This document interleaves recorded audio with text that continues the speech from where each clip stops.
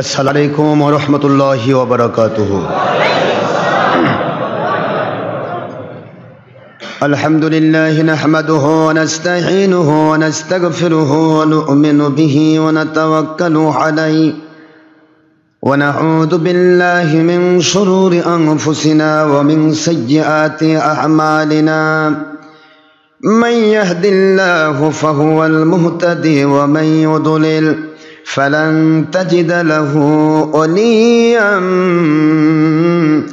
मुर्शिदा।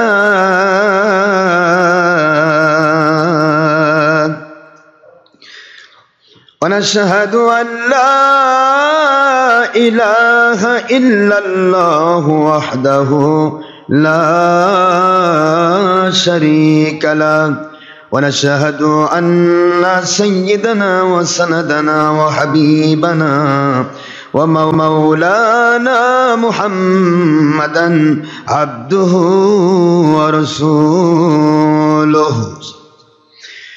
الذي أرسله بالحق شاهدا ومبشرا ونذيرا وداعيا إلى الله بإذنه وسراجا منيرا. فقد قال الله تعالى في كلامه المجيد وفرقانه الحميد: أعوذ بالله من الشيطان الرجيم. بسم الله الرحمن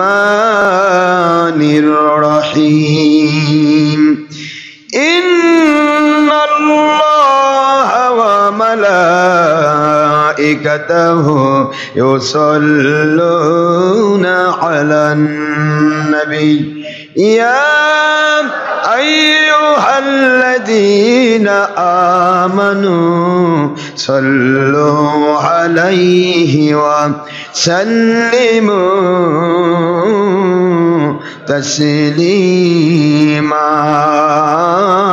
اللهم صل على سيدنا مولانا رسول الله وعلى سيدنا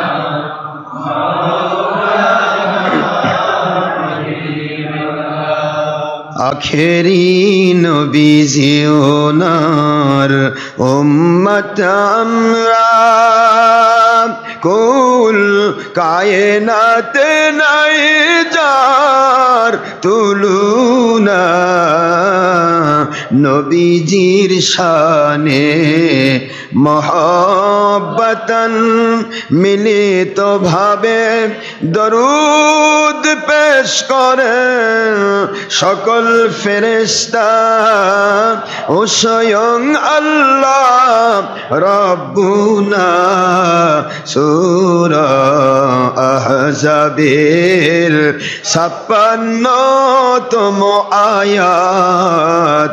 কুরআন খুলে দেখো না। আল্লাহুম্মা সাল্লি আলা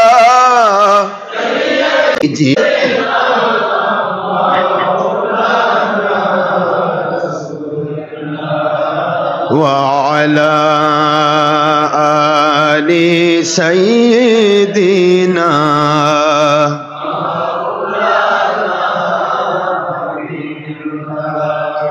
আয় নবীজি স্বপ্নের মাঝে দিবেন বারবার দেখা। আয় হাবিবি রুহানিয়াতের হালে দিবেন বারবার দেখা।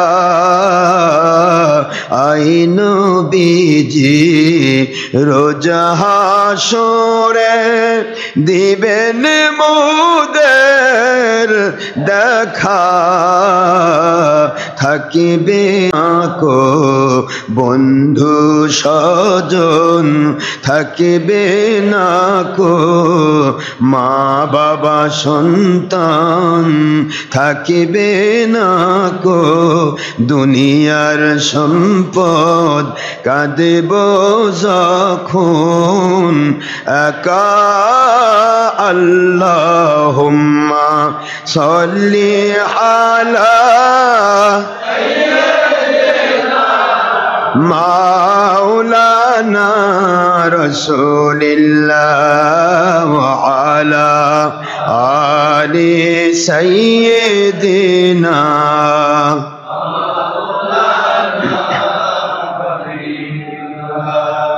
মুআজ্জাজ মুহতারাম প্রিয় সম্মানিত উপস্থিতি, মুসলমান মুমিন মুত্তাকি ভাইরা, মহান আল্লাহ সুবহানাহু তাবারক ওয়া তাআলা খলিক মালিক রব এক ও অদ্বিতীয় আল্লাহ পাক, যার কোনো অবতার নেই, যার কোনো শরীক নেই, যার কোনো অংশীদার নেই, সেই রব্বুল আলামিনের অপার মেহেরবানিতে আশা করি আপনারা সবাই ভালো আছেন। শুকরগুজার হচ্ছি রব্বুল আলামিনের দরবারে, যিনি অতীব দয়া পরবশ হয়ে আমাদেরকে আজকে জান্নাতের বাগানে পবিত্র ঈদে মিলাদুন্নবীর রাত আসতেছে সামনে, সেই ঈদে মিলাদুন্নবীকে উপলক্ষ করে এই পবিত্র ঈদে মিলাদুন্নবীর মাসে, যেই মাসে আমার নবীজি পাক সাল্লাল্লাহু আলাইহি সাল্লাম ওনার পবিত্র ঈদে মিলাদুন্নবী অনুষ্ঠিত হয়ে থাকে। আমার নবীজির পৃথিবীতে আসা এটা পৃথিবীবাসীর জন্য সৌভাগ্য না দুর্ভাগ্য? সৌভাগ্য। পৃথিবীর মানুষের জন্য দুনিয়াতে শান্তি এবং আখিরাতে জান্নাতি হওয়ার এক অন্যতম মাধ্যম হচ্ছে আমার নবীজির পৃথিবীতে আসা, ঠিক না বেঠিক? নবীজি হচ্ছেন মিডিয়া, আল্লাহর শান্তি রহমত বরকত নাজিল হওয়ার মিডিয়া, কোরআন শরীফ নাজিল হওয়ার মিডিয়া, নামাজ রোজা হজ জাকাত সহ ইসলামের পরিপূর্ণ হালাল হারাম এর পার্থক্য পৃথিবীতে আসার মিডিয়া হচ্ছেন আমার নবী। জোরে বলুন সুবহানাল্লাহ। সেই নবীজি পাক সাল্লাল্লাহু আলাইহি ওয়াসাল্লাম ওনার উম্মত যে আল্লাহ আমাদের বানাইছেন দয়া করে, ইহসান করে, এই জন্য পড়ছি আলহামদুলিল্লাহ।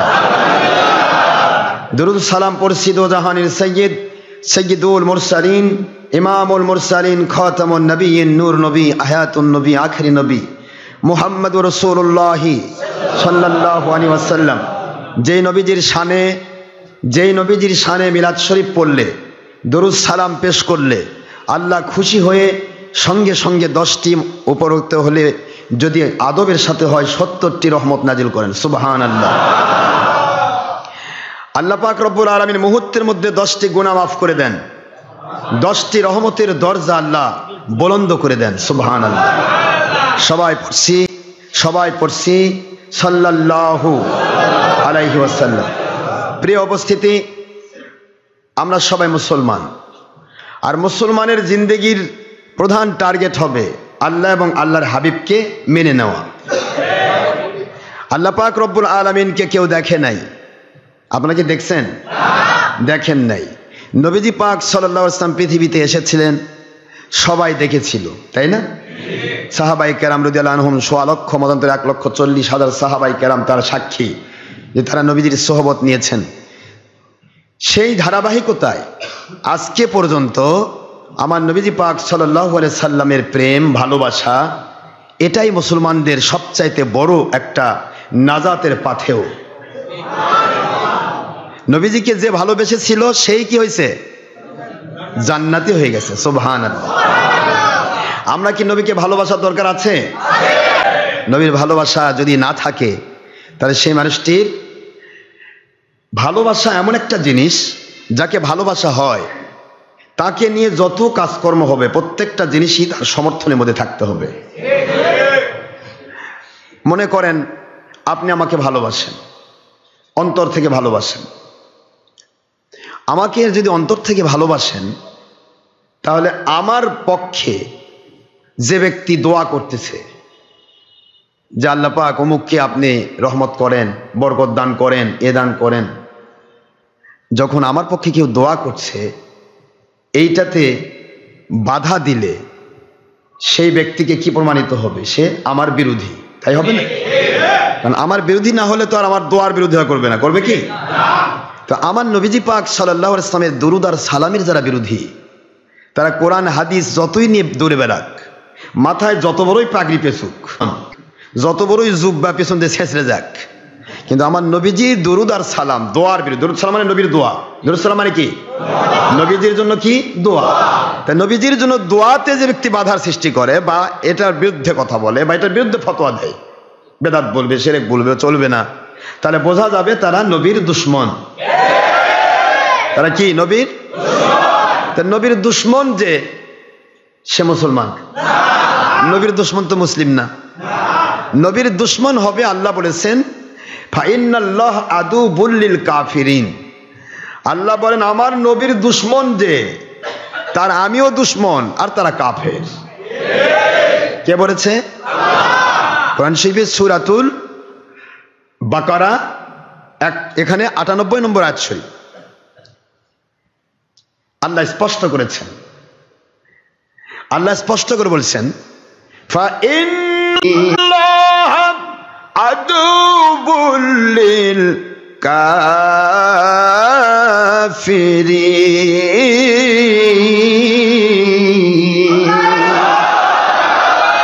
মান কানা আদুওয়া লিল্লাহি ওয়া লিরাসূলিহি ওয়া জিবরিলা ওয়া মিকালা।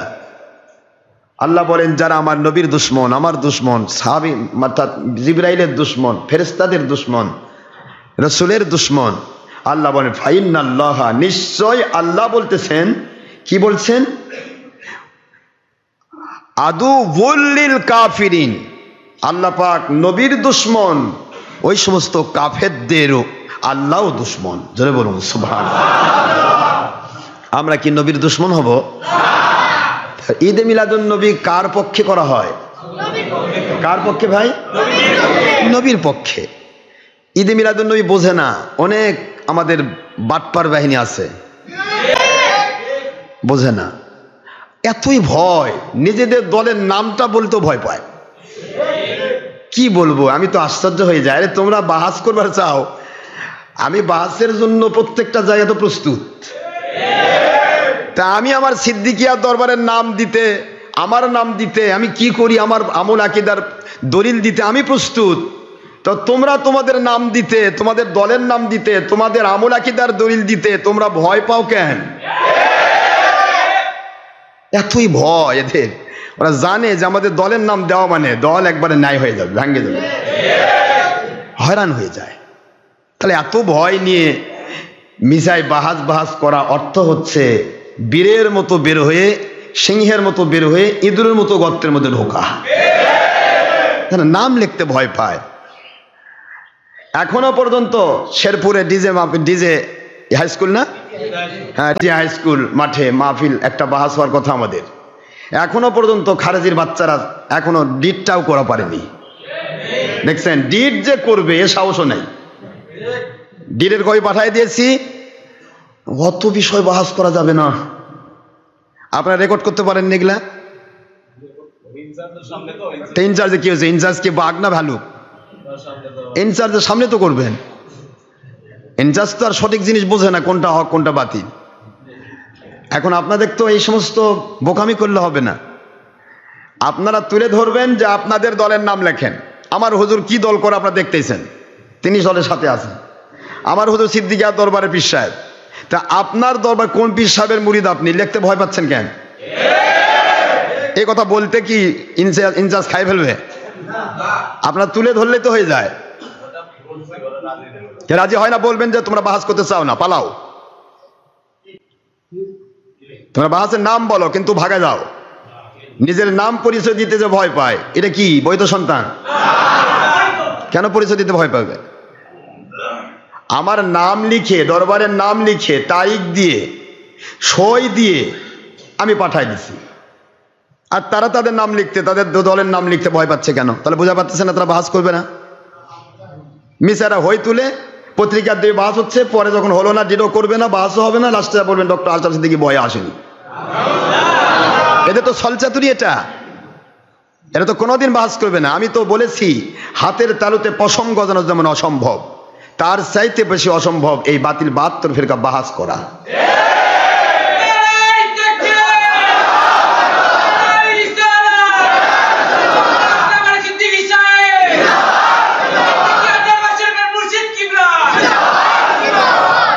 বাহাস করতে পারবে না এরা, এরা শুধুমাত্র হই তুলবে। এখন যেহেতু ওসি চাপে ধরছে, এরা তো আগেই পিছলে যাওয়ার কথা, ওসি চাপে ধরছে, এখন ভয়ের ঠাট করে জি স্যার এই করবো স্যার, কিন্তু অত বিষয় করা যাবে না। আর অত বিষয় কি, বিষয় তো কিছুই নাই। আমরা বলবো তোমরা এই কাজগুলি কেন করো, কোন দলিলের ভিত্তিতে, দলিল দিবে পড়ে যাবে, কথা ঠিক আছে না? দলিল দিতে পারবে না, ধরা খায় বসে থাকবে যে তোমরা বাতিল পথে আছো। এই জিনিসটা ভয় পাবে কেন? আমি আমার আপাত মস্তকের দলিল দিতে ভয় পাচ্ছি না, তারা তাদের আপাত মস্তকের দলিল, তাদের দলের দলিল দিতে ভয় পায় কেন? আর আপনারা ওই সত্য কেন লেখেননি যে বাহাস করবে কে, মুসলিম না নন মুসলিম? তা আপনি মুসলিম কিনা, আমার হুজুর মুসলিম কিনা, তা আগে প্রমাণ করতে হবে না? তা প্রমাণ ওইটা তো লেখেননি। এত কিছু মোবাইল আপনাদের বললাম আমি, তারপর তো লিখতে পারলেন না। ইনচার্জকে বলবেন, এটা আমার পীর সাহেব এটা কথা, যে ব্যক্তি বাহাসে বসবে সে ব্যক্তি মুসলমান হতে হবে। মুসলমান তো সবাই দাবি করে, তারা বলছে আমরা মুসলিম। তো মুসলিমের প্রমাণ দিতে ভয় পাচ্ছে কেন? মুসলিমের প্রমাণ দিবে, বাহাস শুরু হবে। এটা সত্য লেখেন, ওখানে লেখেন মুসলিমের প্রমাণ দিবে, তারপরে বাহাস শুরু হবে। উভয় পক্ষ মুসলিম প্রমাণ করতে হবে নিজেকে, তুমি মুসলমান কিনা, তোমাকে আমি ধরবো না। এখন প্রশ্ন হলো এই সেই সমস্ত জিনিসগুলো, এই জন্য আমি বলি যে আমরা যে সমস্ত বাহাসের চ্যালেঞ্জ দিয়ে যে কপি দিয়েছি, এই কপিটা নিয়ে আপনারা কোনো রকমের কারোর সাথে কোনো প্রকার কম্প্রোমাইজ করবেন না। বলবেন যে এটাতে হবে, না হলে আপনারা বুঝা পারছি যে আপনারা ভয় পাচ্ছেন, দরকার নেই ভাগেন, ছলচাতুরি করার দরকার নেই, এখনই ভাগে পড়েন, এই কথা বলে তাড়িয়ে দিতে হবে। ওসি সাহেব কি বাঘ হয়েছে, খাই ফেলবে? আপনাদের বুঝতে হবে। এটা লেখেন, বাহাসের পূর্বে উভয় পক্ষের আলেমগণ নিজেদেরকে মুসলিম প্রমাণ করতে হবে, তাহলেই দল কোনটা করে আমি টানে বার করবো, সমস্যা নেই। হ্যাঁ, দলের নাম লিখতে যখন ভয় পাচ্ছে কি করা যাবে? কোরআন শরীফ এবং হাদিস শরীফের দলিলগুলো কোরআন ও হাদিসের দলিল দিয়ে খণ্ডন করতে হবে। যুক্তি তর্ক সেটিং করে খণ্ডন করতে চাইলে তারা কোরআনের ভাষায় বেঈমান প্রমাণিত হবে। আমাদের প্রশ্ন হচ্ছে, আমরা কোরআন সুন্নাহ মানতে চাই, মানুষকে সংশোধন করে মানাতে চাই, তো তুমি সংশোধিত হবেই। আমি ইন্টারনেটে বলতেছি, অবশ্যই বাতিল 72 ফেরকা তোমরা আমাদের ইন্টারনেটে বসে আছো, রেডিওতে। আমি তোমাদেরকে বলতেছি যে তুমি সংশোধিত হবেই বা আমাকে সংশোধন করে দিবে। তাহলে আমার পরিচয় দিতে আমি ভয় পাচ্ছি না, তোমাদের পরিচয় দিতে তোমরা ভয় পাচ্ছ কেন? পরিচয় সহ বাস হবে। লেখেন ওখানে কোন দল, ওখানে লেখেন যেভাবে লেখা আছে, ইলিয়াসি, তবলিগি, চরমনাই এবং কওমিদের, হ্যাঁ কওমিদের বিপক্ষে সিদ্দিকিয়া দরবার শরীফ বগুড়ার পীর সাহেব ডক্টর আশরাফ আলী মোল্লা সিদ্দিকী বাহাস করবেন। এটা লিখতে ভয় পায় কেন? ওর দল করে, দল করতে লজ্জা লাগে না, লিখতে ভয় লাগে? লেখেন, এগুলো নিয়ে যান, বলেন যে এইটা সহ হবে। ইনচার্জকে বলবেন, ইনচার্জকে বলবেন ডক্টর আশরাফ সিদ্দিকীর দাওয়াত এটা, ওনারা কি করে আপনারাও তো জানেন না, প্রমাণ হয়ে যাবে ইনশাল্লাহ। লেখছেন কি লেখছেন? হ্যাঁ, ইলিয়াসি তবলিগ লেখেন, ইলিয়াসি তবলিগি চরমনাইরা প্রমাণ করবে ঈদে মিলাদুন নবী বেদাত শিরক, আর ডক্টর আশরাফ সিদ্দিকী প্রমাণ করবে ঈদে মিলাদুন নবী বিরোধিতাকারী ইলিয়াসি তবলিগি চরমনাই এবং কওমিরা তারা বাতারা ফেরকা এবং বেঈমান। ডিডে সব থাকবে, কে কি প্রমাণ করবে? প্রমাণ হবে না, এটা প্রমাণ তো করতে হবে। ওরা তো এটাই চাচ্ছে যে আমরা লিখছি যে যারা ঈদে মিলাদুন নবী এবং মিলাদ কিয়ামের দুশমনী করবে, বিরোধিতা করবে, তারা কোরআন সুন্নাহ অস্বীকারী, বাতিল, বেঈমান। তাহলে এটাই তো প্রমাণ চাচ্ছে তারা। তাই প্রমাণ করবে, তারা প্রমাণ করবে যে যারা ঈদে মিলাদুন নবী বিরোধিতা করে তারা বাতিল নয়, বেঈমান নয়। আর আমরা প্রমাণ করব ঈদে মিলাদুন নবী ও মিলাদ কিয়ামে যারা বিরোধিতা করবে তারা বেঈমান এবং বাতিল ফেরকা। বাস তো এটাই। তাহলে এটা লিখতে ভয় পায় কেন? আরেকটা প্রশ্ন ওখানে আছে, লেখেন বিপরীত পক্ষ যত মিনিট টাইম লিবে, তারা 5 বক্তায় যত মিনিট টাইম লিবে, পুরা সময় ডক্টর আশরাফ সিদ্দিকী একাই পাবেন না। ওটা নাই, দেখছি আমি, নাই, ওটা হয়নি। ওরা 5 জনে যা বলবে ইনশাল্লাহ সেই সময়টা আমি বলবো, টাইম বেশি করা যাবে না। আছে আলোচনা আছে কিন্তু লেখা হয়নি, এগুলি লিখে ইনচার্জের কাছে পেশ করেন। আমরা দেখি আল্লাহ চাহে তো আল্লাহ পাকের দয়া যদি হয় এদেরকে মুসলমান বানাই ছাড়বো সবাই ইনশাআল্লাহ।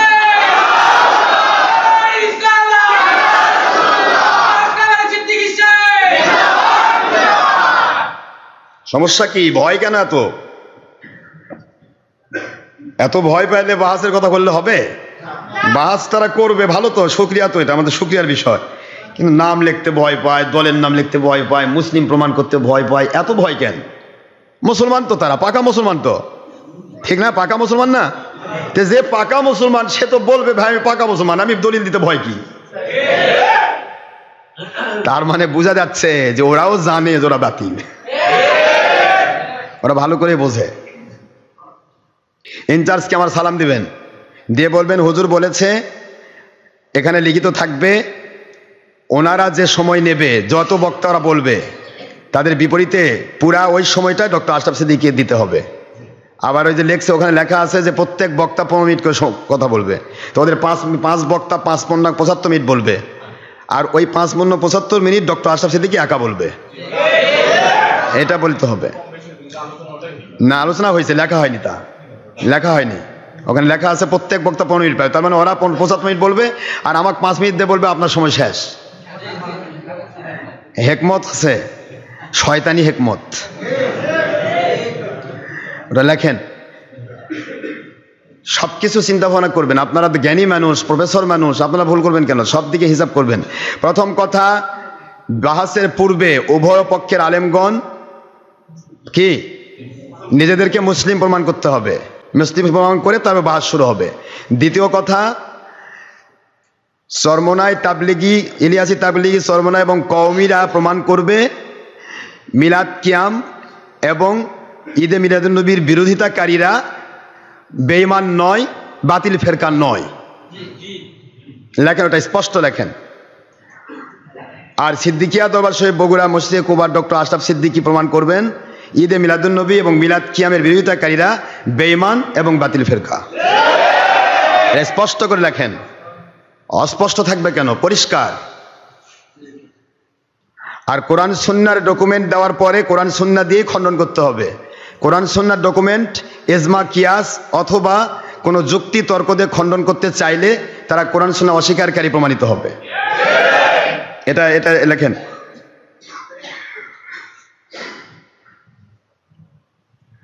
তো আপনারা সবাই ভালো আছেন তো? আমাদের আলোচনা চলছিল সূরাতে ইউসুফ আলাইহিস সালাম উপলক্ষে। সূরাতে ইউসুফ আলাইহিস সালাম আমরা আলোচনা করেছি, কূপের মধ্যে ইউসুফ আলাইহিস সালাম, মনে আছে? 3 দিন তিনি সেখানে থাকবেন। এর মধ্যে অনেক কিছু ঘটনা ঘটে গেছে, যে ঘটনাগুলো আপনাদেরকে বলা হয়েছে। পাশাপাশি পবিত্র ঈদে মিলাদুন্নবী সাল্লাল্লাহু আলাইহি ওয়াসাল্লাম আগামী 1 ডিসেম্বর দিনগত রাত্রি, অর্থাৎ 2 তারিখের রাত, যেটা 12 রবিউল আউয়াল, 11 রবিউল আউয়াল দিনগত রাত, 12 রবিউল আউয়াল দিন। এই দিন আমাদের এখানে অনুষ্ঠান হবে, আল্লাহ যদি দয়া করেন। আমরা প্রতিটা মুহূর্ত বলি, কোনো ব্যক্তি আমলের কম বেশি থাকবে। একটা মানুষ ঈদে মিলাদুন্নবী পালন করে না, সেটা একটা আলাদা জিনিস, সে করে না, অনেকে ফরজ নামাজই পড়ে না, কিন্তু পালন করার বিরুদ্ধে বললে, ফরজ নামাজের বিরুদ্ধে বললে যেমন বেঈমান হবে, ঈদে মিলাদুন্নবীর বিরুদ্ধে বললেও সে বেঈমান হবে। ঈদে মিলাদুন্নবী আপনি করেন না, সেটা আপনার ব্যাপার, আপনার কাছে নবীর প্রেম নাই, করেন না। আমাদের কাছে নবী প্রেম আছে, আমরা করি। কিন্তু আপনি তো বাধা দিতে পারেন না। বিরুদ্ধাচরণ মানে কি? বাধা। ওরা চিন্তা করতেছে দেশের ব্যাপারে বলা যাবে না, তো দেশের ব্যাপারে তো ওরাই বলে ধরে বসে আছে। ঈদে মিলাদুন্নবী জাতীয় অনুষ্ঠান, যেটার পক্ষে বাংলাদেশে 12 রবিউল আউয়াল ছুটি ঘোষণা আছে। তো বাংলাদেশে ছুটি ঘোষণা করছে, এটা কিসের কারণে করছে? ডিগবাজি খাওয়ার জন্য। 12 রবিউল আউয়াল কিসের জন্য ছুটি দিচ্ছে বলেন তো দেখি, কিসের জন্য? আগের রাতটা তারা ঈদে মিলাদুন্নবী অনুষ্ঠান পালন করবে, দিনের বেলা যেহেতু অফিস করতে পারবে না, আদালত করতে পারবে না, ব্যবসা চাকরি করতে পারবে না, ঘুমাবে, আরাম করবে। রাতের বেলা ঈদে মিলাদুন্নবী পালন করবে, দিনের বেলা ঘুমাবে, অথবা দিনের বেলা নবীজি পাক সাল্লাল্লাহু আলাইহি ওয়াসাল্লাম দরুদ সালাম মিলাদ ক্যাম্প এই সমস্ত অনুষ্ঠান করবে। এই জন্য ওই দিন সরকার ছুটি ঘোষণা দিছে। তাহলে সরকার যে ব্যাপার ছুটি ঘোষণা দিল, সেই ছুটির ঘোষণার দিনের বিরুদ্ধে বলা মানে তো দেশদ্রোহিতা। এরা তো ধরা খায় বসে আছে, আবার লেখে রাখছে দেশের বিরুদ্ধে বলা যাবে না। তো তোর দেশের বিরুদ্ধে বলে আছো তোমরা। দেশদ্রোহিতা তো ওইটাই। বাংলাদেশে একটা ঘোষণা আছে ছুটি, তুমি পালন করো আর না করো সেটা ব্যাপার না, কিন্তু বিরুদ্ধে বললেই তুমি দেশদ্রোহী। কি কথা ঠিক আছে না? এটা তো বিরোধিতাকারীরা বেঈমান ও বাতিল ফিরকা, এটা তো স্পষ্ট। আর দেশদ্রোহী এটাও আমি প্রমাণ করবো ইনশাআল্লাহ, সমস্যা নেই। খালি বলে দেয়, ওটা লেখেন ভালো করে, পরে আমার ভালো করে শোনান।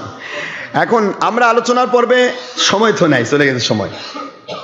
আমরা রেখে এসেছিলাম হযরতে ইউসুফ আলাইহিস সালামকে। ভাইরা রেখে দিয়ে বাবার কাছে গিয়ে কাঁদতেছে। বাবাও সব কিছু বুঝলেন। বোঝার পরে নেকড়ে বাঘ এবং আজরাইল আলাইহিস সালাম প্রকাশ দিলেন, নেকড়ে বাঘও প্রকাশ দিলেন যে আমরা আপনার ছেলে ইউসুফ আলাইহিস সালাম নবী, তাকে আমরা স্পর্শ করিনি। সুবহানাল্লাহ। আপনার ছেলেরা যে বলছে বাঘে খাইছে, এটা সত্য নয়, এটা সম্পূর্ণ হাকিকতবিহীন কথা, হাকিকত ছাড়া কথা, এর মধ্যে কোনো হাকিকত নেই। আমরা কোনো নবী রাসূল বা উলিয়াকে স্পর্শ করতে পারি না। সুবহানাল্লাহ। আজরাইল আলাইহিস সালাম ও ইয়াকুব আলাইহিস সালামকে বলে দিলেন, আপনার ছেলেরা বলতেছে যে মৃত্যুবরণ করেছে, আসলে ইউসুফ মরেনি, যদি মরতো তাহলে তো আমি জান কবজ করতাম, আমি আজরাইল জান কবজ করিনি, তিনি দুনিয়াতে আছেন। ইয়াকুব আলাইহিস সালাম সমস্ত হাকিকত তো বুঝেছেন আগে থেকেই, কিন্তু এগুলি আমাদেরকে জানার জন্য বোঝালেন। তো বোঝানোর পরে ইয়াকুব আলাইহিস সালাম আল্লাহর কাছে কাঁদতেছেন। তিনি বললেন যে সব বিষয়ে ফাসবরুন জামিল, সব বিষয়ে আমার একটি পথ,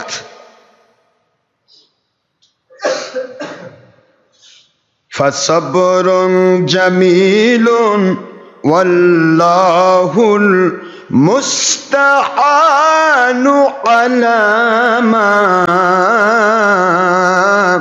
তাসিফুন।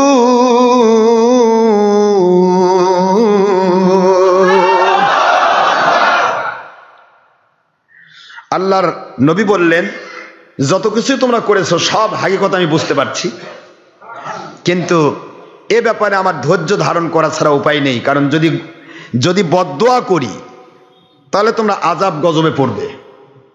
আযাব গজবে ফেলানো কোনো নবী রাসূলের কাজ নয়। আমি তোমাদেরকে আযাব গজবে ফেলছি না, তোমরা একটু চিন্তা ভাবনা করে যা করেছো সে ব্যাপারে তওবা করো, এখনো সময় আছে, তওবা করো। আমি তোমাদেরকে কষ্ট দিতে চাই না। পৃথিবীবাসীকে আমি জানাতে চাই যে নবী রাসূল আলাইহিস সালামগণ কখনো কোনো মানুষের ক্ষতি করেন না। সুবহানাল্লাহ জোরে বলুন। এই সবরুন জামিল, এই যে ধৈর্য, এই ধৈর্যের বিষয়টা নিয়েই একটি চিন্তা আপনাকে করতে হবে। আমরা আজকে বাংলাদেশে, সারা বাংলাদেশের প্রত্যেক ডিস্ট্রিক্টে আমাদের মাহফিল আছে। এখন মাহফিল 2018 ডিসেম্বর পর্যন্ত আমরা ডেট দিয়েছি। এরপরেও কিন্তু মাঝে মধ্যে বাতিল 72 ফেরকা, চরমনাই, তাবলিগ, খারেজি, কওমি, এরা চেষ্টা করতেছে কি করে মাহফিলগুলি বন্ধ করা যায়। নিজেরা তো পারছে না। যদি নিজেদের হিম্মত থাকতো তাহলে তো মাহফিলে এসে বাঘের মতো বলতেন, আপনারা আমাদের বিরুদ্ধে বলছেন, আমরা তওবা করাতে চাই আপনাকে, আপনি ভুল বলেছেন, এভাবে তারা আসতো। কিন্তু তা পারছে না। কি করছে? এই স্থানীয় এমপি বা মন্ত্রী বা স্থানীয় যারা নেতা খেতা, তাদেরকে যে মোটা অঙ্কের ঘুষ মেরে দিচ্ছে। ঘুষ মেরে দিয়ে বলছে, স্যার যেভাবে হোক আমাদের বাঁচান। কেন, কি হয়েছে? কই ডক্টর আশরাফ সিদ্দিকী আসলে তো আমাদের গালে তুলে শেষ করবে, আমাদের স্যার বাঁচান। এখন ঘুষও খাওয়া হলো স্যারের। স্যার একটা আস্তে করে ঠোকা মেরে দিল, ঠিক আছে মাহফিল সবার হবে, ওনার ব্যাপারে সমস্যা নেই, সারা বাংলাদেশে মাহফিল করুক, কিন্তু এখানে যেন উনি না আসে, কারণ এখানে বিভ্রাট করার দরকার নেই। এইভাবে করে তারা মাহফিল চেষ্টা করতেছে বন্ধ করার। তাতে আবার আমাদের একটা উপকার হচ্ছে যে একাধারে মাহফিল দিনে রাতে, মাঝে মধ্যে একটু রেস্ট হচ্ছে।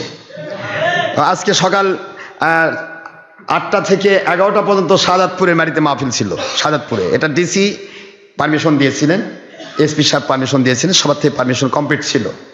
এই পারমিশন পরে আজকের মাহফিল ছিল ওখানে 11টা পর্যন্ত। 11টার সময় আমাকে বগুড়া আসতে হতো, বগুড়াতে আসতে হয়তো 2-2.5 ঘন্টা লেগে যেত।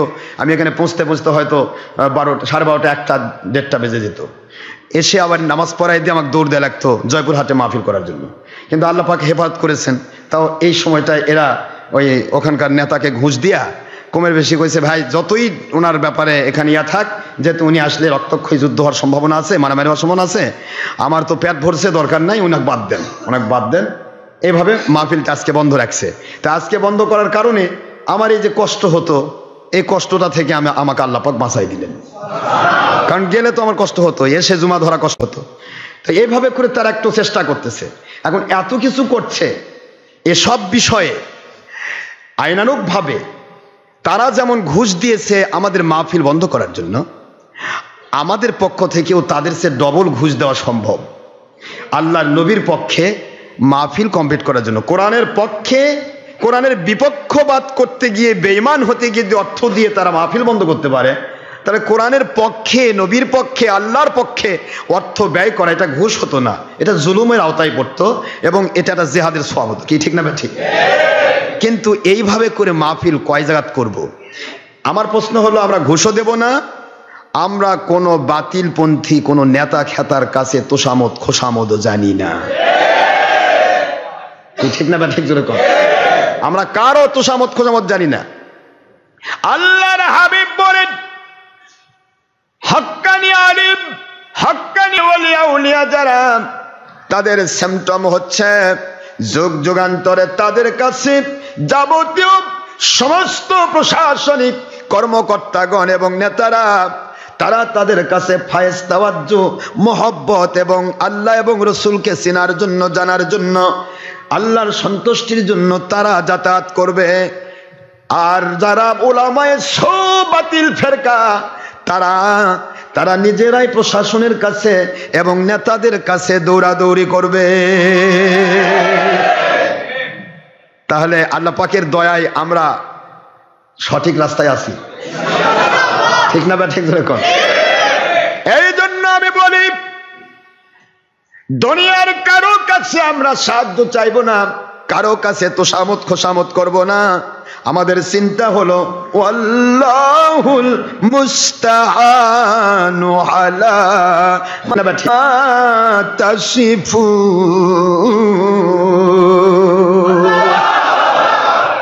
ফাসবরুন জামিল। আমাদের ধৈর্য ধরাই শ্রেষ্ঠ। কি ঠিক না? ঠিক। আল্লাহুল মুস্তাআনু আলা মা তাসিফুন। মালিক খলিক রব আল্লাহ, তিনি তো আমাদের একমাত্র সাহায্যকারী, তার কাছে আমরা সবকিছু সাহায্য প্রার্থনা করছি। এ বিষয়ে যা কিছু তারা করছে, এটার বিষয়ে যদি আল্লাহর কাছে মানে ইয়া হয়, ইনশাল্লাহ মহান আল্লাহ পাক অবশ্যই আমাদের উপরে গয়বী মদদ নাজিল করবেন। ঠিক না? ঠিক।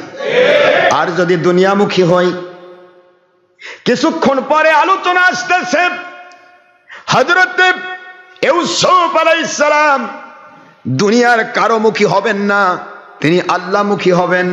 এই জন্য তাকে জেলে যেতে হবে, তারপরেও তিনি কারো কাছে তোষামত করবেন না।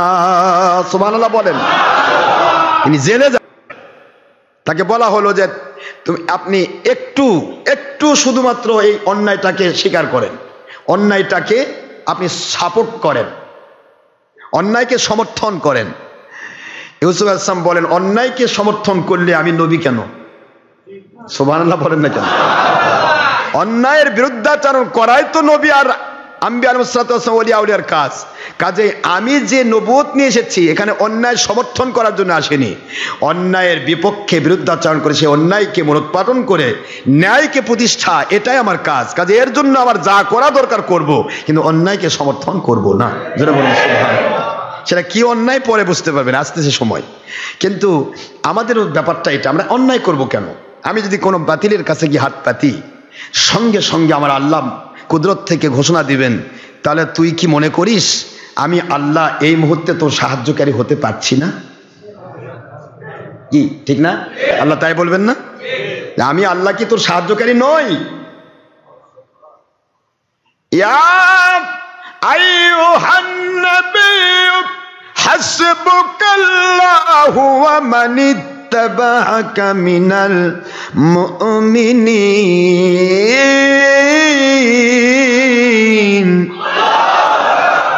এই কথাটা কার? আল্লাহ। আমার আল্লাহ বলেন, বন্ধু গো, দুনিয়ার কারো মুখে আপনি হন নাই, কোন বাতিলের সাথে আপনি আপোষ করেন নাই। এই জন্য আমি আল্লাহ আপনার পিতা, সমস্ত মুসলিম জাতির পিতা ইব্রাহিম আলাইহিস সালামের জন্য যেমন যথেষ্ট হয়েছিলাম নমরুদ বাহিনীর বিপক্ষে, আপনার জন্য আমি আবু জেহেল বাহিনীর বিপক্ষে যথেষ্ট হয়ে গেলাম। যুগ যুগান্তরে, কাল কালান্তরে আপনার সত্যিকারের অনুসারী মুমিন মুত্তাকি উম্মত যারা হবে, ওই মানুষগুলোর জন্য আমি ঘোষণা দিয়ে রাখলাম, ওয়া মানিত্তাবাহাকা, যারা আপনাকে অনুসরণ করবে, মিনাল মুমিনিন, মুমিনদের মধ্যে যারা আপনাকে অনুসরণ করবে, অনুকরণ করবে, অর্থাৎ বাতিলের সাথে কোনো আপোষও করবেন না, অথবা দুনিয়াতে জঙ্গিপনা, সন্ত্রাসীপনা, মানুষ খুন বা জুলুমও করবেন না, জুলুমও করবেন না, বাতিলের সাথে আপোষও করবেন না। এই ধারায় যে আপনার সত্যিকারের আপনার অনুসারী মুমিন মুত্তাকি উম্মতগুলো যারা এস্টাবলিশ থাকবে, ইস্তেকামত থাকবে, সুদৃঢ় থাকবে, আমি আল্লাহ মুখী হইয়া আল্লাহ বলেন আমি তাদের জন্য ওই রকমই যথেষ্ট হইলাম, যেমন আপনি এবং ইব্রাহিম আলাইহিস সালাম সহ সকল নবী রাসূলের জন্য বিপদের সময় যথেষ্ট। তাহলে মালিকের কাছেই নিজেকে সাপোর্ট করতে হবে, ঠিক না? যদিও বিরোধী দল, সরকারি দলে অনেক মন্ত্রী এমপি আমাদের মুরিদ আছে, আমরা ইচ্ছা করলে তাদের কাছে যদি কল করি মাহফিলগুলি করানো সম্ভব, কিন্তু আমি চাচ্ছি না জোর করে কোনো জায়গাতে মাহফিল করতে। বুঝবো যেখানে তারা বাধা দিয়ে পার পাচ্ছে সেখানে আমার আর দরকার নাই, কামলা দেওয়া শেষ হয়েছে এখন আপাতত, কারণ সবাই তো জানছে দাওয়াত শেষ। দাওয়াত যদি না পাইতো তাহলে তো তার দুশ্মনী করতো না, দাওয়াত পেয়েছে বলেই তো দুশ্মনী করছে। তাহলে দাওয়াত যখন পাইছে, দাওয়াত দেওয়া তো আমার দায়িত্ব শেষ হয়েছে। এরপরে যখন আবার নতুন করে কিছু সমস্যা থাকবে তখন আল্লাহ পাক আবার ঘাস তোলার জন্য, আগাছা দমন করার জন্য আবার ওই জায়গায় পরিবেশ সৃষ্টি করে দিবেন, ঠিক না? ঠিক না? এখন তো আর ঘাস তোলার দরকার নেই, জমির মধ্যে ঘাস তোলার পরে কামলার দরকার থাকে? এখন ঘাস তুলে চকচকা হয়েছে, এখন তারপর যদি কামলা যাবার চাই তাহলে চলবে কি? চলবে না। এই জন্য দুনিয়াতে যে কোনো জায়গাতে যেখানে দরকার আছে সেখানে আল্লাহ নিচ্ছেন, দাওয়াত পয়সা দিচ্ছেন, এরপরে তাদের যখন উৎপাত হচ্ছে ওই জায়গাতে এখন আমাদের দরকার নেই। যখন দরকার হবে তিনি আবার যেই নেতার উপরে ভর করে ঘুষ দিয়ে তারা মাহফিল বন্ধ করতেছে, ওই নেতা দিয়ে আমার আল্লাহ পাক মাহফিল করিয়ে নেবেন ইনশাআল্লাহ। বলেন না জোরে? তারাই খোসামত করুক, আমাদের দরকার নেই, ঠিক না? ঠিক আছে, মাশাআল্লাহ। আমি আপনাদেরকে এই কথা বলে আরেকটা কথা বলছি, ভয়ের কোনো কারণ নেই, কোনো জায়গায় কেউ ভয় পাবেন না, পৃথিবীর কোনো জায়গাতে কোনো আল্লাহওয়ালা ভয়, কারণ আপনার আমার সাথে সাহায্যকারী কে? আল্লাহ। যেখানে সাহায্যকারী সেখানে আপনি ভয় পাও মানে ইমানের গতি কম, ঠিক না? ঠিক। মালিক যিনি মুহূর্তের মধ্যে গোটা জগৎ উলট পালট করতে পারেন, মানুষের কল্পকে পরিবর্তন করে দিতে পারেন, মুহূর্তের মধ্যে মৃতকে জিন্দা করতে পারেন, জিন্দাকে মৃত করতে পারেন, যে মুহূর্তের মধ্যে আল্লাহ পাক আসমান ভেঙে জমিন বানাতে পারেন, জমিন ভেঙে আসমান বানাতে পারেন, ইচ্ছা করলে পাহাড় ভেঙে সাগর বানাতে পারেন, সাগর ভেঙে সেখান থেকে পাহাড় তুলতে পারেন। এই ক্ষমতা যে আল্লাহর, ওই মালিক আপনার আমার পক্ষে, তিনি সাহায্যকারী। আমার নবী পাক সাল্লাল্লাহু আলাইহি ওয়াসাল্লাম তিনি আমাদের ইহসানকারী। কাজেই এখানে আপনি আমি যে ভয় পাওয়া মানে ঈমান মধ্যে একটু শয়তান ভেজাল ঢুকানোর চেষ্টা করছে, এই ভেজালটা যেন শয়তান ঢুকাতে না পারে। মনে থাকবে তো? কোন সময় পৃথিবীর কোন শক্তিকে ভয় পাবেন না, কারণ আমার আল্লাহ বলেন ওয়ামা হুম বিদাররিনা বিহি মিন আহাদিন ইল্লা বিইذনিল্লাহ।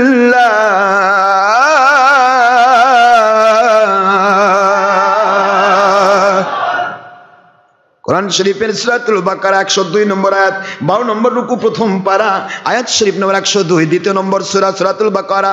আল্লাহ রাব্বুল আলামিন বলেন, তোমরা যদি আমি মুখী থাকো, কোন কার দুনিয়াবি কোন শক্তি যদি তোমাদের অন্তরটা যদি এদিক সেদিক করে দিতে না পারে, যদি তোমরা উলট পালট না হও, মনটা যদি ছোট না করো, আমি আল্লাহর সাথে বিশ্বাসের ব্যাপারে কম বেশি না করো, শুনে নাও সারা জগৎ একত্রিত হবে, আমি আল্লাহ তোমাদের পশম পরিমাণ ক্ষতি করার সুযোগ দেব না।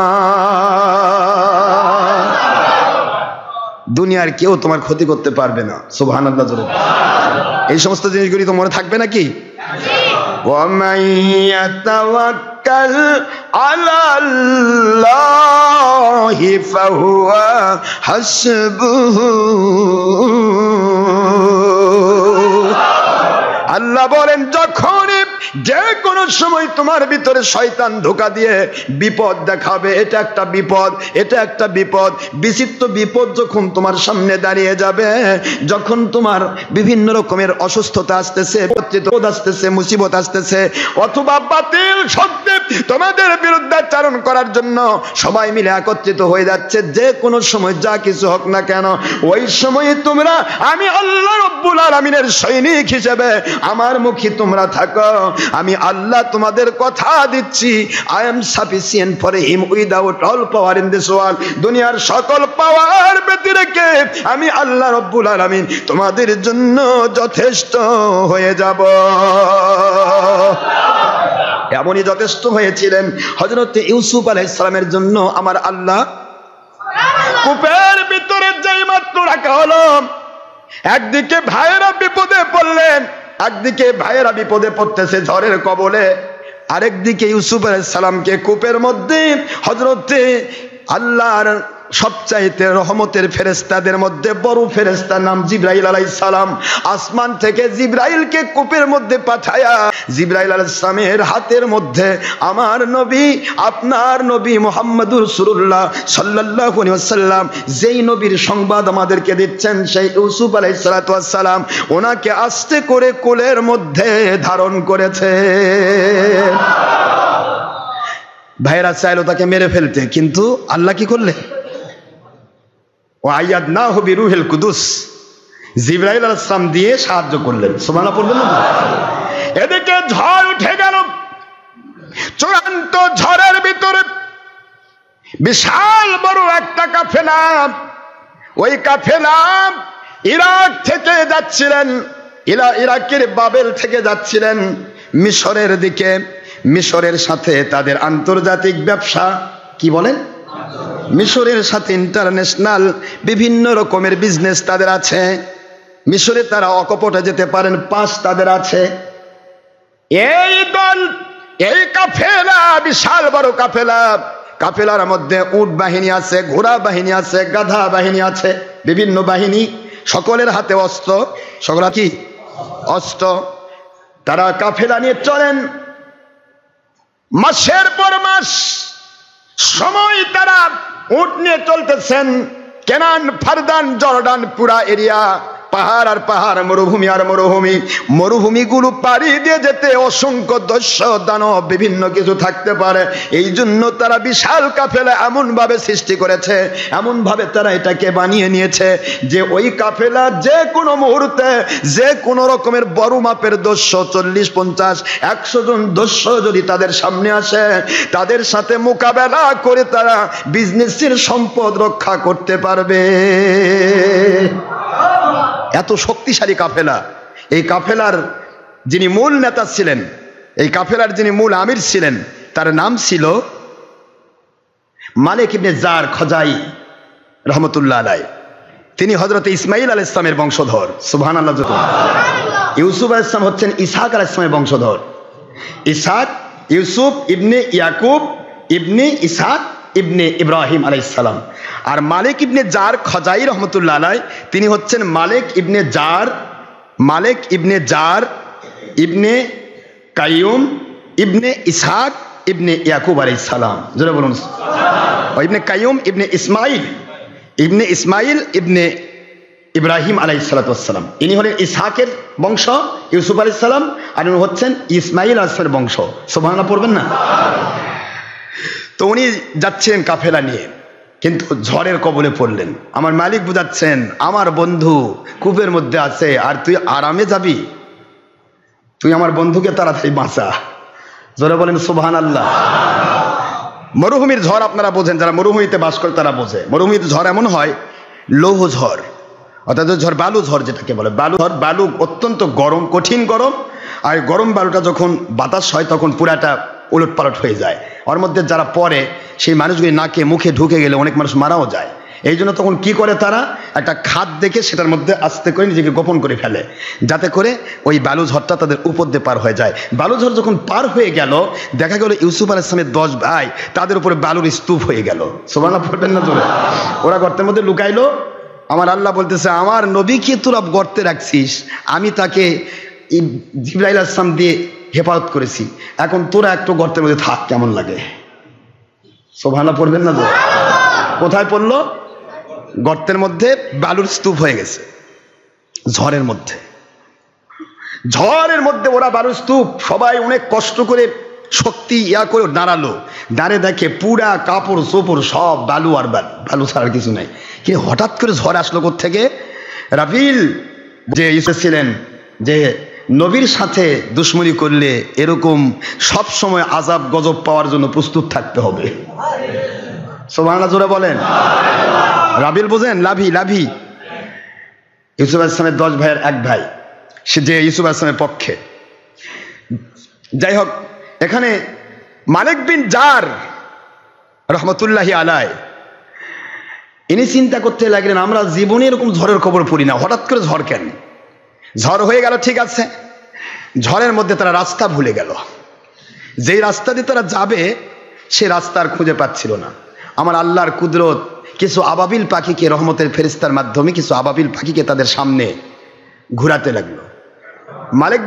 মালিক বিন জার খাজাই রহমতুল্লাহ বলেন, এই মরুভূমির বুকে আর কাউকে আমরা অনুসরণ করতে পারবো না। ওই যে দেখো আবাবিল পাখি, নিশ্চয় আমাদেরকে পথ দেখাতে চায়। সুবহানাল্লাহ জোরে বলেন। নিশ্চয় সে আল্লাহওয়ালা এবং সে এক আল্লাহ গেলে আসি আল্লাহর ইবাদত করে, ইব্রাহিম আলাইহিস সালামের বংশধর, হানিফ সম্প্রদায়ভুক্ত।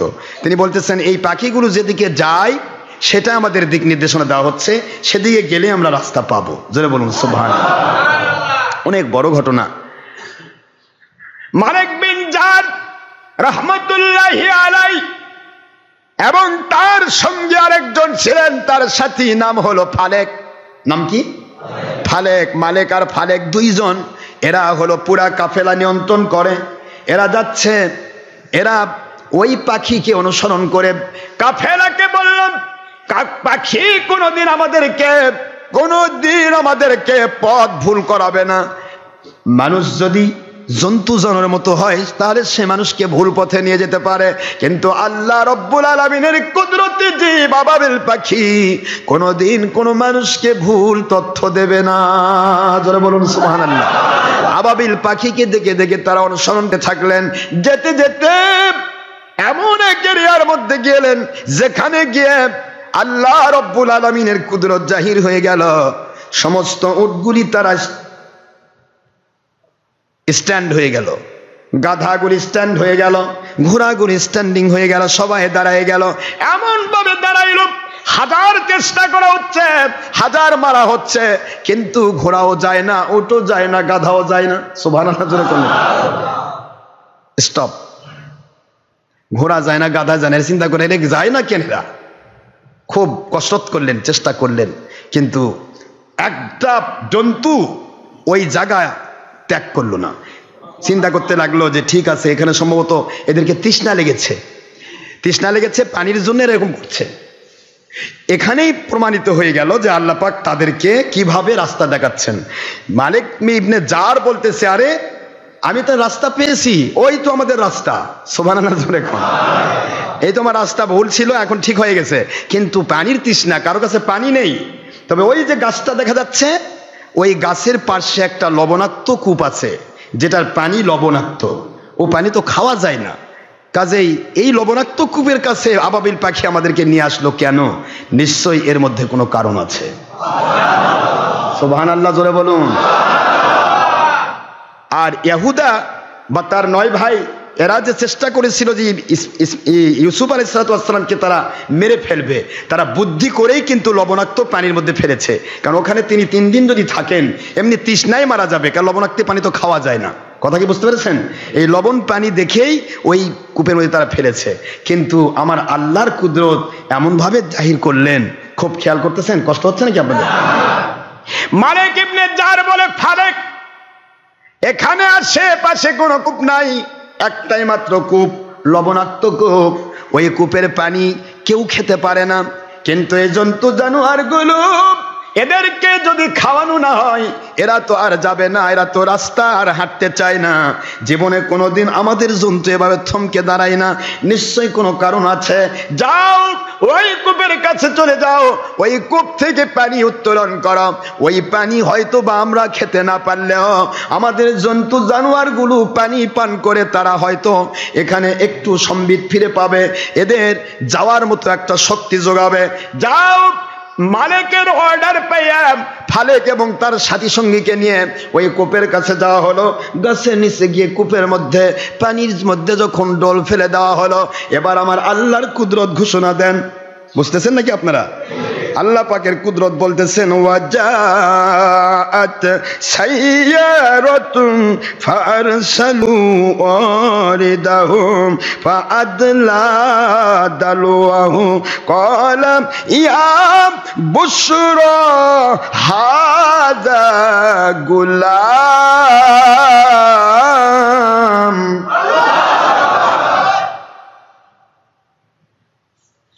وأسروه بضاعة والله عليم بما يعملون।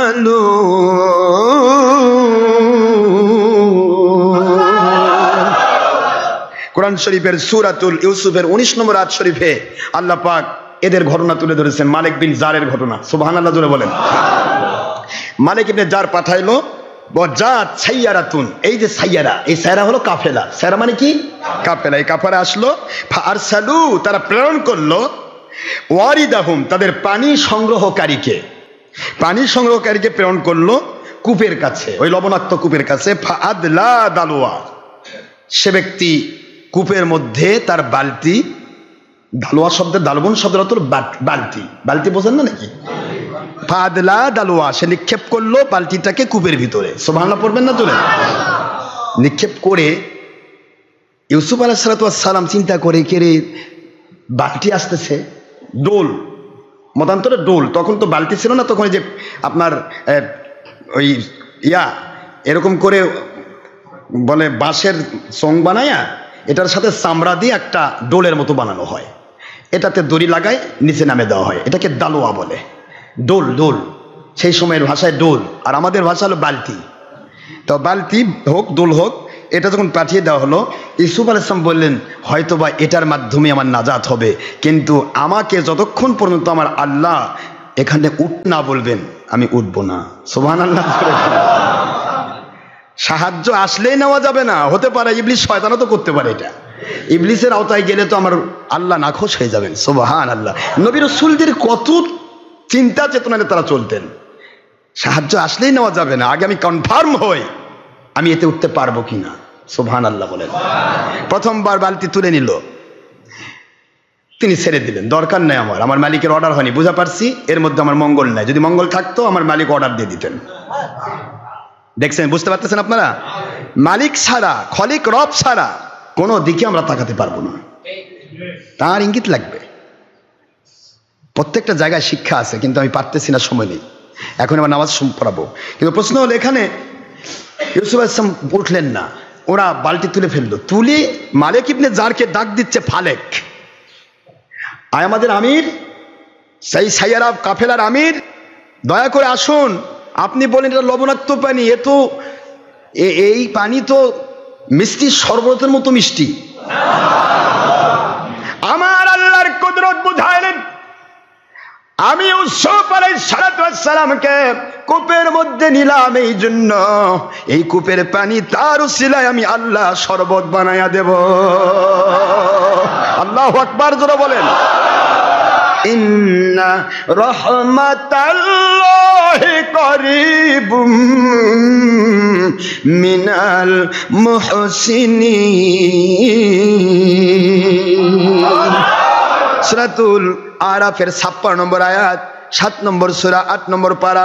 আমার আল্লাহ বললেন, দুনিয়ার মুসলমান শুনে নাও, জেনে নাও, যারা আমার আল্লাহওয়ালা হয়, আল্লাহর নবী রাসূল হন অথবা নবী রাসূলদের র‍্যাঙ্ক শেষ হওয়ার পরে কোনো ওলি আউলিয়া হন, নেককার আল্লাহওয়ালা হন, ওদের কাছেই আল্লাহ পাকের রহমত, শান্তি, বরকত নাজিল হয়। যেখানেই তারা হাত লাগায় ওখানেই মালিক বরকত দান করে। আল্লাহওয়ালাদের কাছে রহমত থাকে, বরকত থাকে, শান্তি থাকে। কূপের পানি লবণাক্ত ছিল, কেউ খেতে পারত না। ইউসুফ আলাইহিস সালামকে ফেলে দেওয়ার পরে এই কূপের পানিকে আল্লাহ পাক এমন সুন্দর মিষ্টি করে দিলেন যে পুরা যুগ যুগান্তর ওই কূপের পানি লবণাক্ত থাকলো, মিষ্টি হয়ে গেল এবং যুগ যুগান্তরের মানুষ খাচ্ছে। ইউসুফ আলাইহিস সালাম শুধু এক চুমুক পানি খেয়েছিলেন, এর মধ্যেই আল্লাহ গয়েবী মদদ দিয়ে এটাকে লবণাক্ত থেকে কেটে দিয়ে এটাকে আল্লাহ মিষ্টি করে দিলেন। আর যুগ যুগ ধরে ওইটার দ্বারা হাজার হাজার লাখ লাখ মানুষকে আল্লাহ পাক পানি পান করাচ্ছেন। সুবহানাল্লাহ পড়বেন না? তাহলে আল্লাহওয়ালারা তারা তো বেশি গ্রহণ করেন না, তারা শুধুমাত্র বরকত দেন আর পুরাটাই বরকতপূর্ণ হয়ে যায়। পানিটা নিয়ে এসে ডাকতেছে, হে আমাদের মালিক, মালিক ইবনে জার, আসুন, পানি তো এটা মিষ্টি। মালিক ইবনে জার এসে মুখে দিয়ে দেখে, আরে এনা মিষ্টি শরবতের মতো মিষ্টি, এর মধ্যে কে চিনি ফায়ালো, কিভাবে মিষ্টি হলো? যাই হোক, এর মধ্যে কোনো ব্যাপার আছে, যাও আগে জীবজন্তুগুলোকে বাঁচাও। জীবজন্তুকে পানি পান করানো হলো। একজন পানির অভাবে মরতেছিল, মরতেই পড়েছে, ওই মানুষটাকে পানি পান করা হলো, আল্লাহ পাকের দয়া সে বেঁচে উঠলো। সুবহানাল্লাহ। সব কমপ্লিট হয়ে গেল। মালিক ইবনে জার রহমতুল্লাহ চিন্তা করতেছে, ব্যাপার কি, মরুভূমির মধ্যে পথ হারে ফেললাম, আবাবিল পাখি আমাদেরকে পথ দেখাচ্ছে, আসলাম এখানে, ঘোড়াগুলি দৌড়াচ্ছে না, যাচ্ছে না, উটগুলি থমকে দাঁড়ালো, সবাই থমকে দাঁড়ালো, লবণাক্ত কূপের কাছে আসলাম, লবণাক্ত কূপের পানি মিষ্টি হলো, ব্যাপার আছে নিশ্চয়। তারপরে বলতেছে, ঠিক আছে, সবার জন্তু জানোয়ার পানি পান করা হয়েছে, এখন পরবর্তী আবার দালওয়া পেশ করো এবং এরপরের পানি আমরা পান করব এবং রিজার্ভ করব। বহুদূর যাবো মিশর, এ পানি পাবো না, এমন মিষ্টি পানি কোথাও নেই, এই পানি আমরা রিজার্ভ করে নিয়ে যাবো। সুবহানাল্লাহ জোরে বলুন। আর এই চিন্তাটা আমার আল্লাহ ঢুকাই দিচ্ছেন, কারণ পরের বার তো পেশ করা লাগবে। ইউসুফ আলাইহিস সালাম তো প্রথমবার ওঠেননি, পরের বার তো ওঠা লাগবে, ঠিক না? ওরা যদি পানি পান করে সব চলে যায় তাহলে কি হবে? উদ্দেশ্য তো ঠিক হলো না। তারা গেলেন, আবার দোল নামাই দিলেন, মুহূর্তের মধ্যে জিবরাইল আলাইহিস সালাম হাজির হয়ে গেলেন। হে আমার ইউসুফ নবী আলাইহিস সালাম সিদ্দিকুল্লাহ, আল্লাহর সিদ্দিক, আপনার টেনশন নেই, এইটাতে ওঠার অনুমতি আমার আল্লাহ দিয়েছেন। যে মাত্র অর্ডার, মুহূর্তের ভিতরে আল্লাহর নবী ইউসুফ আলাইহিস সালাতু ওয়াস সালাম আমার আল্লাহ পাকের দয়া ইহসান পেয়ে ডুলের উপর আস্তে করে উঠে বসলেন। আল্লাহ রব্বুল আলামিনের দয়ায় লোকগুলি যখন টেনে তোলা শুরু করলেন, সবাই মিলে টানে, এত ভারী কেন? পানি তো এত ভারী না, মনে করতেছে কিভাবে উঠছে, সবাই মিলে টেনে উঠাইলো। উঠাই এবার আমার আল্লাহ বলছেন, কি বলছেন? ক্বালা ইয়া বুশরা হাদা গুলাম।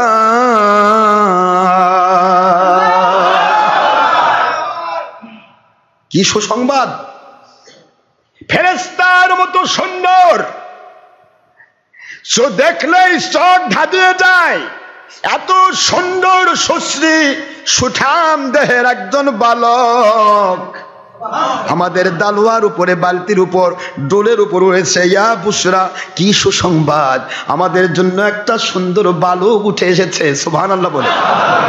অনেক বড় ঘটনা। ইউসুফ আলাইহিস সালাম যখন উঠে আসলেন, সবাই জিজ্ঞাসা করতেছে, তুমি কে? হযরত জিবরাইল আলাইহিস সালাম বলে দিয়েছেন, খবরদার নিজের পরিচয় দিও না। সুবহানাল্লাহ বলেন। পরিচয় দেওয়ার অনুমতি নাই।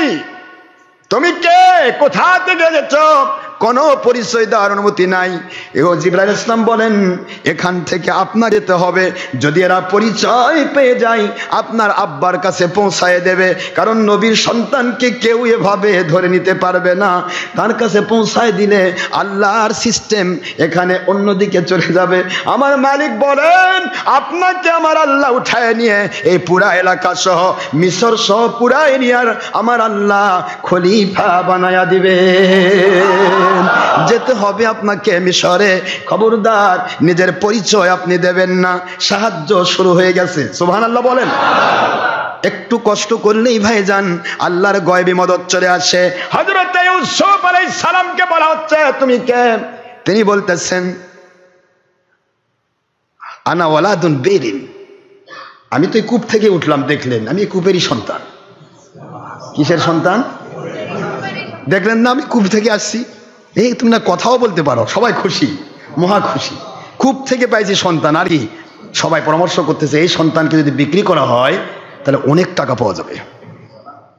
মিশরে গোলামদের মূল্য অনেক বেশি, যারা সুন্দর সুশ্রী তাদের দাম অনেক বেশি। ওখানে নিয়ে গেলে মহিলা পুরুষ সবাই দৌড়াবে গোলামকে কেনার জন্য।